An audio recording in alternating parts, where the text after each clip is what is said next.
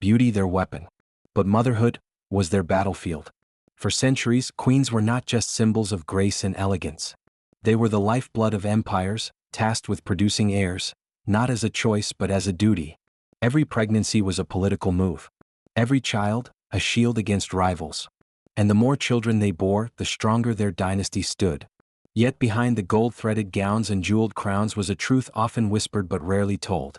Endless pregnancies took a toll, on their bodies, their minds, and sometimes their lives. Some queens became legends for the sheer number of children they brought into the world. Others paid for that legacy with their health, or their sanity. Today we open the royal chronicles to meet 9 extraordinary women whose fertility shaped history itself. From the palaces of Europe to the courts of distant kingdoms, their stories reveal the power, and the price, of being history's most fertile queens. In royal history, a queen's worth was often measured not by her wisdom or beauty, but by her womb. Fertility was a currency more valuable than gold. Producing multiple heirs was seen as the ultimate service, not only to her husband but to the stability of the entire realm. In a world where bloodlines determined the fate of nations, each child was more than a bundle of joy. They were living proof of a dynasty's strength, bargaining chips in marriage alliances, and safeguards against rival claims. The more children a queen bore, the less likely her family's grip on power would slip. But this relentless expectation came at a steep cost. Many queens spent most of their adult lives pregnant or recovering from childbirth. The medical risks were enormous: infections, hemorrhage, miscarriages, in an era with limited understanding of maternal health. And still the pressure never eased. Some queens rose to the challenge with remarkable resilience, defying the odds to bear 10, 12, even 15 children. Others faced tragedy behind palace walls, losing infants to disease, or watching political enemies exploit their personal struggles. The following stories explore 9 queens whose extraordinary fertility shaped history, altered empires, and left legacies still felt centuries later. Number 1. Catherine de' Medici. When Catherine de' Medici married Henry II of France in 1533, whispers filled the court. For years she seemed unable to conceive, and enemies began plotting to replace her. But then, in a stunning reversal, Catherine bore 10 children, a feat that secured her place and reshaped France's royal future. Her pregnancies became matters of state, each birth strengthening the Valois dynasty. 3 of her sons would become kings, and 2 daughters would marry into powerful European thrones. Catherine understood that every child was a political tool, and she used them skillfully in a continent torn by religious wars. But her body paid the price. Multiple pregnancies left her frail, plagued by chronic illness. Even so, she remained a force in French politics long after Henry's death, ruling as regent for her young sons. Catherine's fertility had silenced her critics, but it also tied her forever to an era of intrigue, war, and the relentless demands of queenship. Number 2. Maria Theresa of Austria. Maria Theresa, the only female ruler of the Habsburg Empire, understood from the start that her greatest weapon was not only her political acumen, but her ability to produce heirs. Married to Francis I, she gave birth to an astonishing 16 children over 2 decades, a record that cemented her family's dominance in Europe. Each child was a thread in her vast web of alliances. She married daughters to the kings of France, Naples, and Parma, while sons inherited powerful territories. Her most famous child, Marie Antoinette, would one day become Queen of France. Yet the cost was immense. Years of continuous pregnancies weakened her health, and she suffered the loss of several children in infancy. Still, Maria Theresa remained a commanding presence, governing her empire with discipline, reforming laws, and strengthening the military. Her legacy was one of both maternal endurance and imperial vision, proving that fertility could be as decisive as any battlefield victory. Number 3. Queen Charlotte of Mecklenburg-Strelitz. When 17-year-old Charlotte married King George III of Great Britain in 1761, she entered a world of relentless royal expectations. Within a year, she gave birth to her first child, the beginning of a remarkable record. Over the next 21 years, Charlotte bore 15 children, 13 of whom survived to adulthood. Her expanding family became a cornerstone of the Hanoverian dynasty. Marriages between her children and European nobility strengthened Britain's influence across the continent. Charlotte herself cultivated an image of maternal virtue, overseeing her children's education and instilling values of duty and discipline. But behind the public image, the strain was immense. Endless pregnancies and the demands of court life took a toll on her health. She endured political unrest, her husband's bouts of mental illness, and the constant pressure to maintain unity within the royal household. Even so, Queen Charlotte's extraordinary fertility left a lasting mark, shaping British royal lineage for generations to come. Number 4. Queen Victoria of the United Kingdom. Queen Victoria, crowned in 1837 at just 18, became one of Britain's most iconic monarchs. But beyond her political influence, she was the matriarch of a vast royal network.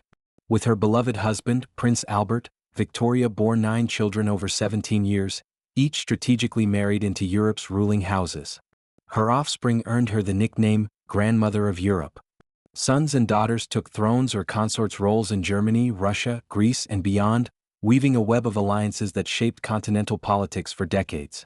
Yet Victoria's private letters reveal the toll of her role. She disliked pregnancy, calling it an ordeal, and suffered from postnatal depression. The deaths of some children and grandchildren from inherited illnesses deepened her sorrow. Still, she embraced her position as a dynastic architect. By the time of her death in 1901, her descendants occupied nearly every royal court in Europe, a living testament to how her fertility altered the course of history. Number 5. Emmeline of Portugal. Emmeline of Portugal, though less celebrated than some of her European counterparts, was a cornerstone of dynastic strategy in the late 13th century. Married to King Afonso III, she bore 11 children, an extraordinary feat that reinforced Portugal's stability during a period of territorial consolidation. Each child represented both a political safeguard and a potential alliance. Several sons became influential nobles or military leaders, while her daughters were married into Iberian and French nobility, strengthening Portugal's diplomatic reach. Chroniclers describe Emmeline as resilient and pragmatic, balancing her maternal duties with the ceremonial demands of queenship. Yet the physical strain was undeniable. Continuous pregnancies left her physically frail, and she endured the loss of multiple children in infancy, tragedies she bore in silence. By the end of her life, her offspring formed a protective network around the throne, ensuring a smooth succession. Emmeline's quiet endurance proved as vital to Portugal's stability as any king's military conquest. Number 6. Anne of Denmark. Anne of Denmark, wife of King James VI and I, bridged the thrones of Scotland, England, and Ireland during a transformative era. Married in 1589, she quickly embraced her role as dynastic mother, giving birth to 9 children, though only 3 survived to adulthood. Her fertility was central to the union's political stability. The birth of Prince Henry, her first son, was celebrated as securing the Stuart succession. Later, her son Charles would ascend as King Charles I, shaping British history for generations. And navigated a complex court, often at odds with her husband's advisors, yet fiercely protective of her children's education and upbringing. She cultivated cultural patronage, introducing art and architecture that reflected her Danish heritage. Multiple pregnancies and repeated losses weighed heavily on her health. Still, and remained a visible, influential queen consort, her maternal legacy intertwined with the turbulent Stuart dynasty and the eventual unification of the English and Scottish crowns. Number 7. Isabella of Castile. Isabella of Castile, one half of Spain's most famous royal partnership, ruled alongside her husband, Ferdinand of Aragon, in the late 15th century. Together, they unified Spain, financed Columbus's voyages, and established a global empire. But Isabella's role as mother was equally crucial to her political vision. She bore 5 children, each strategically married to strengthen Spain's influence across Europe. Her daughter Joanna wed Philip the Handsome of Burgundy, linking Spain to the powerful Habsburg dynasty. Another daughter, Catherine of Aragon, would become Queen of England and the first wife of Henry VIII. Pregnancy did not slow Isabella's political involvement. She traveled with armies, managed state affairs, and negotiated treaties while carrying heirs. Yet the demands took a toll. She faced illness and the devastating loss of children to disease. By the time of her death in 1504, Isabella had secured both her dynasty's survival and Spain's place as a rising world power, leaving an enduring maternal legacy. Number 8. Augusta of Saxe-Gotha. Augusta of Saxe-Gotha arrived in Britain in 1736 as the young bride of Frederick, Prince of Wales.